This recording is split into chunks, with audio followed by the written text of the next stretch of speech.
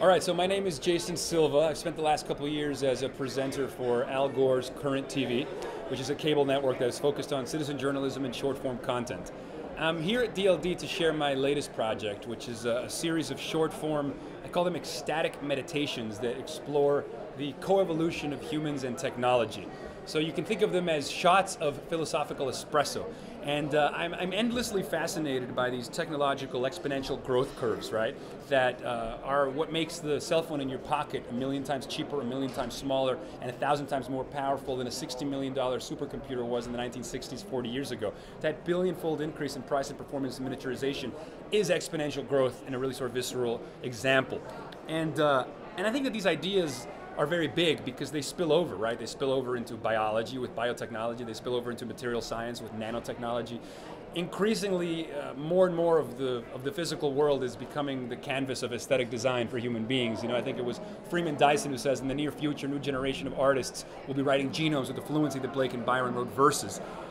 So because I'm an artist and a poet and a filmmaker, you know, I'm interested in these big ideas, but what I want to do is communicate these ideas in ways that they make you feel the way they're supposed to make you feel. And as an artist, I want you to feel something. So I'm interested in communicating awe, I'm interested in wonder, you know, I'm interested in drinking the Carl Sagan Kool-Aid, like whatever it is that Carl Sagan was on when he waxed philosophic about the universe, like that's what I want to communicate to people. My work is inspired by an interest in the ecstatic state, human beings when they're at their most inspired.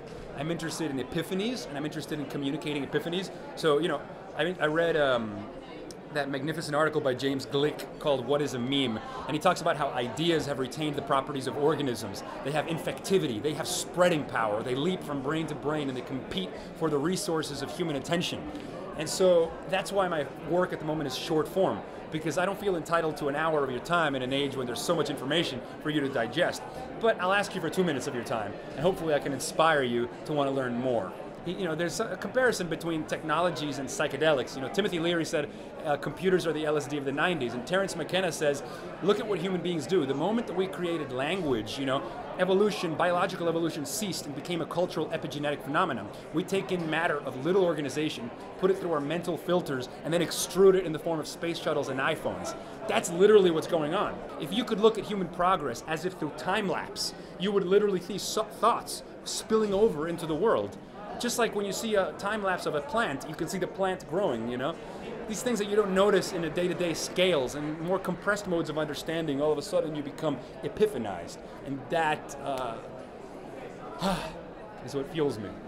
I think what a DLD does is it creates a wonderful space, a curated space where exceptional creative individuals can come together and in which this kind of like liquid network where ideas can complete each other can happen. You know, this is the modern version of the 17th and 18th century coffee shop. It's where the intellectuals and the artists and the poets and the scientists can come together. It's John Brockman's third culture from the Edge Foundation, you know, to arrive at the edge of the world's knowledge, gather the world's most interesting minds, put them together in a room, and have them ask each other the questions they've been asking themselves.